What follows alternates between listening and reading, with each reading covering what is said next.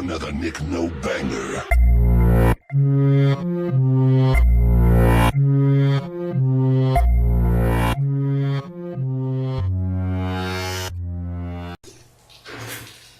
Fala aí galera, beleza?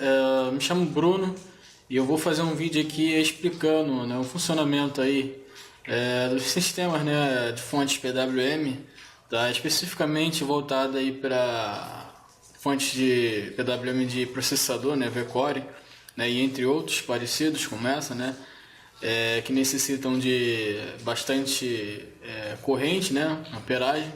Então, o sistema de fontes PWMs é essencial, né, para alimentar esse tipo de carga que necessita de corrente, né? Bastante corrente, lá na casa dos 30 a 40 amperes, né? Vamos dizer assim.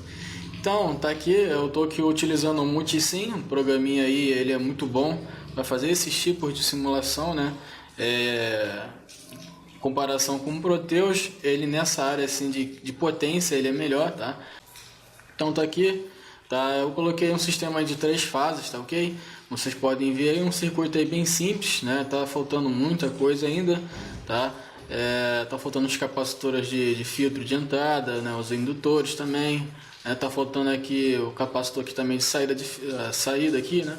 Vamos dizer assim. Então eu não coloquei, né, o de filtro aqui para mostrar também como é que funciona também a questão do indutor e a forma de onda que é gerada aqui, né? Acredito que muitas das pessoas não conheçam, né, esse funcionamento aqui do indutor em si, né? Então, como vocês podem ver, esse aqui é um artifício que eu utilizei, né, para simular as fontes de PWM, né, ele aqui que sai o sinal, né, a modulação por largura de pulso, né, onda quadrada, controlando aqui os gates dos MOSFETs, tá ok? Isso aqui é a tensão que está sendo gerada, né, aqui na carga. Esse resistor aqui de 3 ohms, eu estou simulando o processador, tá ok? Ou pode ser GPU também, questão de placa de vídeo, tá? Tem essas resistências, são baixas, né?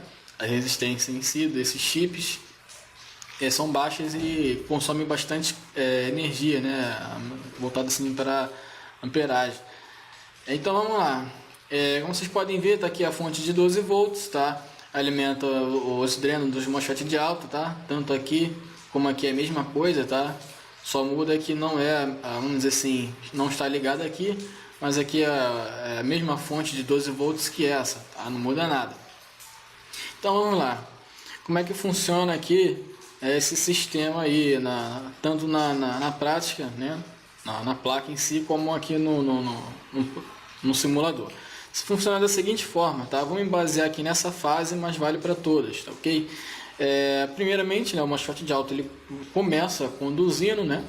Então a corrente ela vai vir aqui, vai passar, a corrente vai chegar aqui no dreno, tá? Para ela passar do dreno ao source, né? Tem que ter um nível alto aqui no gate, né? Uma tensão, vamos dizer assim, que seja de 5 volts, tá? Um exemplo, né? Como vocês sabem aqui, o sinal, né? O PWM aqui fica variando, né?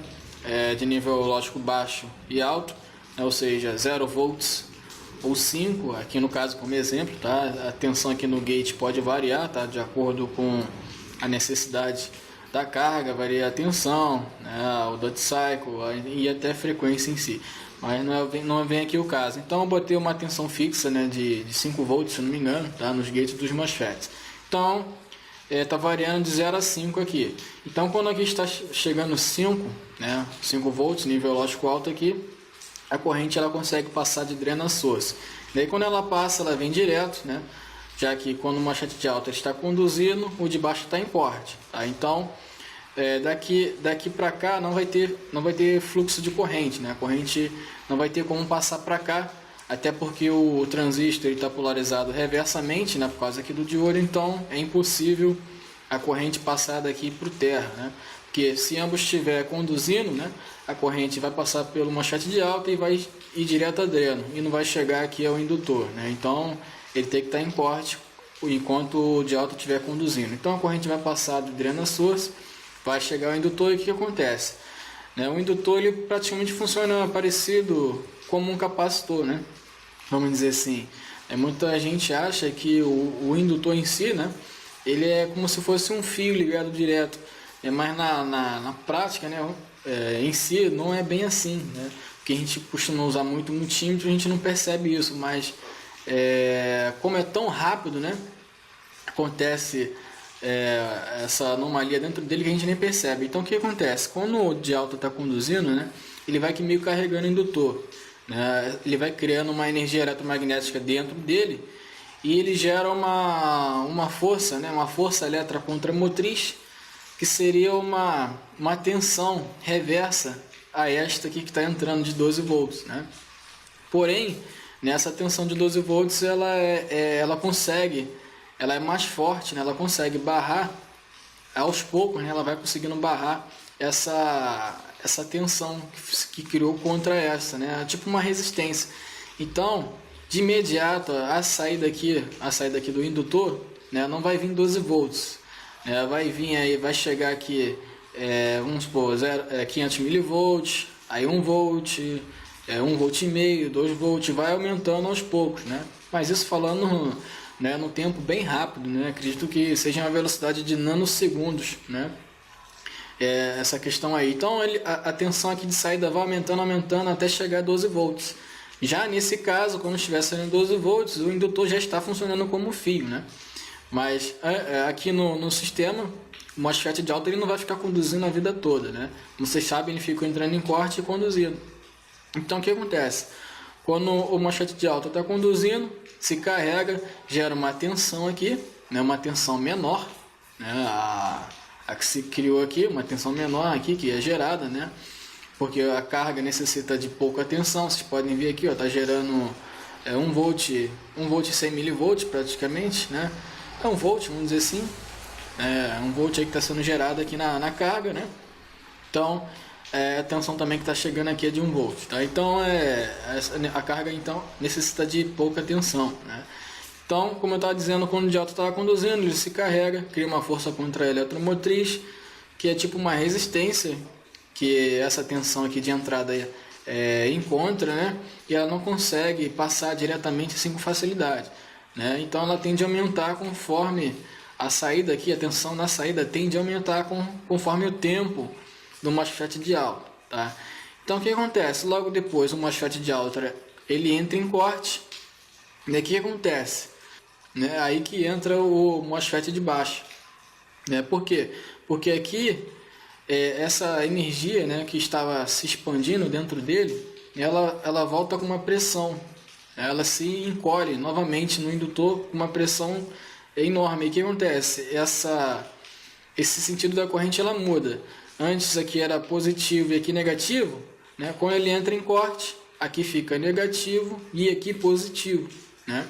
Então é essa jogada aqui que tem uma MOSFET de baixa, é para isso que ele está aqui, né? Quando ele entra em corte, uma MOSFET de baixa já entra, né, para manter esse fluxo de corrente sendo gerado até a carga, né? Porque se ele entrar em corte aqui e o MOSFET de baixa não agir, né, não vai ter fluxo de corrente, então não vai ter tensão, não vai ter fluxo aqui de corrente, não vai ter nada, né? Então o MOSFET de baixa é justamente para manter esse fluxo de corrente para alimentar a carga. Porém, o que acontece? Essa energia que antes estava, que foi gerada dentro dele através do MOSFET de alta, ela vai se descarregando. A tensão que foi gerada dentro dele, né, vamos dizer assim, ela vai descarregando conforme o MOSFET de baixa está sendo conduzido, né? Porque a função dele aqui é só para manter o fluxo de corrente ainda na carga, né? Mas a tensão ela vai diminuindo, né? Mas como vocês sabem, aqui depois do indutor tem os capacitores, né, de filtro, que ele mantém a tensão fixa, né? Eles se carregam com um pico com os picos de tensão que é gerado aqui na saída, né? Que já vocês vão ver a forma de onda do indutor que é gerado aqui. Então ele se carrega, né, com essa tensão aqui de saída e mantém aí instável, né? Ou seja, ela não fica variando, mantém uma tensão fixa aqui, mais ou menos, tá? É porque vocês podem ver o que está piscando, né? O multímetro em si ele não vai mostrar essa variação enorme, né? Porque o tempo é muito rápido, então ele não consegue pegar isso, é só um osciloscópio. Tá? A gente vai ver aqui no osciloscópio aqui agora, tá? No caso eu estou medindo aqui, ó, nessa fase aqui, mas vale para todas.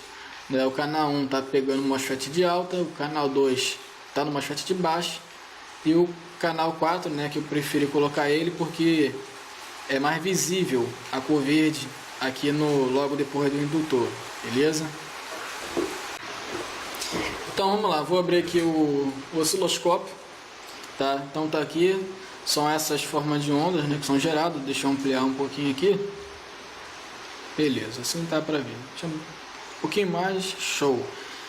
Então vamos lá, aqui seria o MOSFET de alta, né? Vocês já sabem, quando ele está conduzindo, o MOSFET de baixa, ó, tá em corte, beleza? Então o que acontece lá aqui na saída do indutor?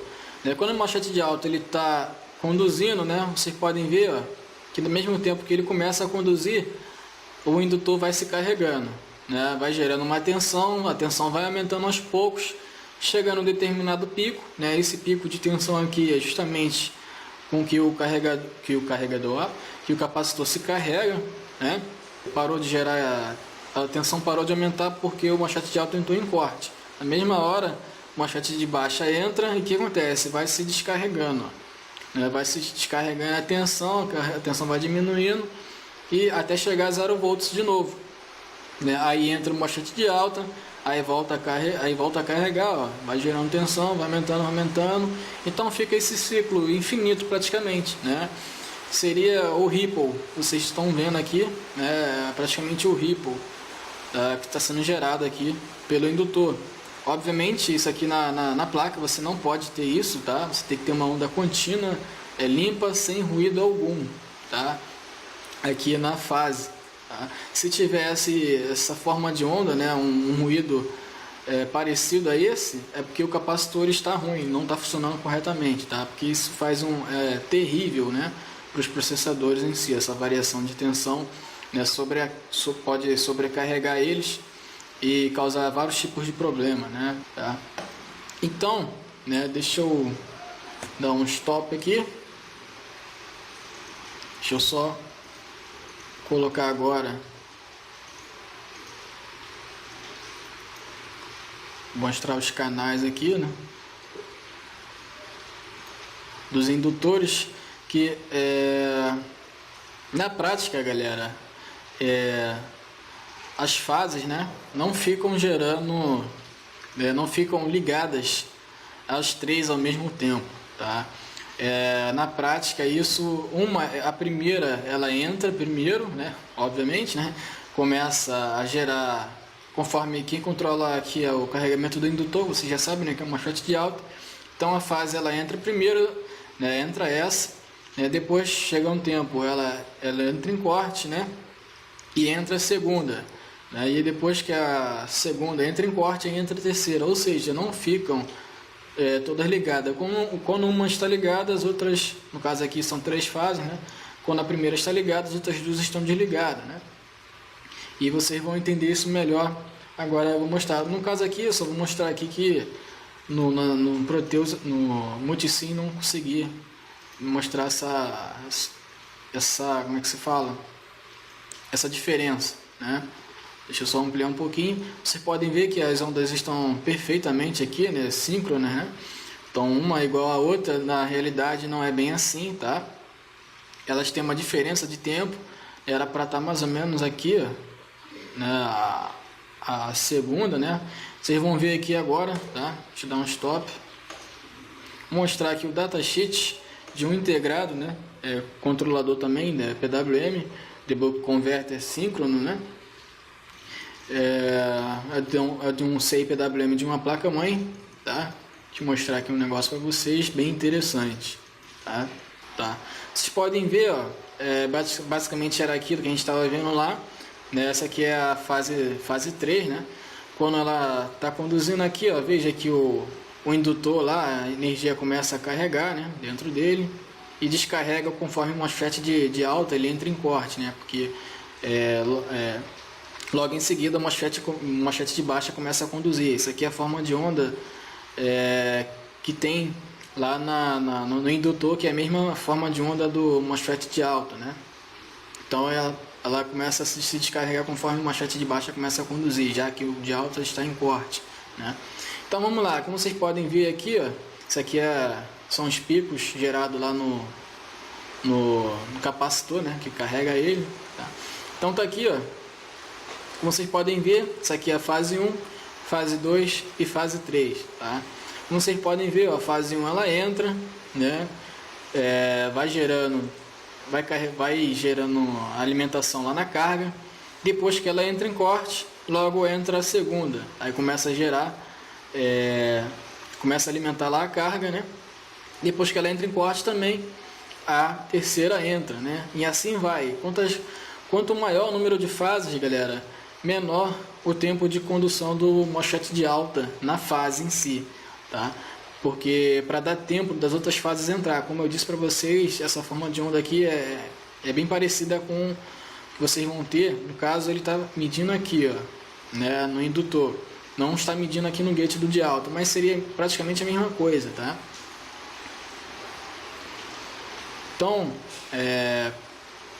Então, como é que se diz? Quanto maior o número de fases, né, maior vai ser esse tempo aqui, ó, né, do MOSFET de alta estando em corte, né, justamente para poder as outras fases entrarem, né? E aí você pode ver que tem um espaço assim um pouquinho considerável, né? Esse espaço aqui ele pode ir estreitando conforme o duty cycle, né? Vai aumentando lá o tempo de condução do MOSFET de alta, né? Vamos dizer assim, o tempo dele quando ele está conduzindo. Se aumentar, vai ficar mais estreito aqui, né? Essa questão aqui do sinal da onda quadrada, né? Então é basicamente isso, galera. Não ficam todas as fases ao mesmo tempo, ó. Quando uma está conduzindo, as outras duas estão em corte, né? A mesma coisa vale para a segunda e a terceira. Ela conduz, entra em corte, aí entra a segunda, conduz, entra em corte, depois entra a terceira, né? Elas não ficam ao mesmo tempo, né, gerando alimentação para carga, tá? É por isso que desse jeito funciona melhor a questão da corrente, né? O fluxo de corrente, né, fica mais distribuído entre as cargas, né? Eles se dividem, né? No caso, vamos dizer assim, o consumo aqui na linha de 12 volts, vamos dizer que está gerando 30 amperes, né? Então, elas se dividem, né? Esses 30 amperes vai se dividindo entre as fases, tá? Não fica 30 amperes nessa, 30 nessa e 30 nessa aqui não, tá? Elas se dividem, né? Uma continha básica aí, seria 10 amperes para cada fase, né? Que estaria sendo gerado aqui, né, para alimentar 30 aqui na carga, né, vamos dizer assim, tá? Então é isso aí, beleza? Espero que vocês tenham gostado. Já eu vou dar continuação, vou entrar mais em detalhes de alguns integrados, tá? De fontes PWMs, mas espero que vocês tenham gostado desse vídeo aí. Valeu, se gostou deixe um like. Então é isso aí, galera, valeu, fui.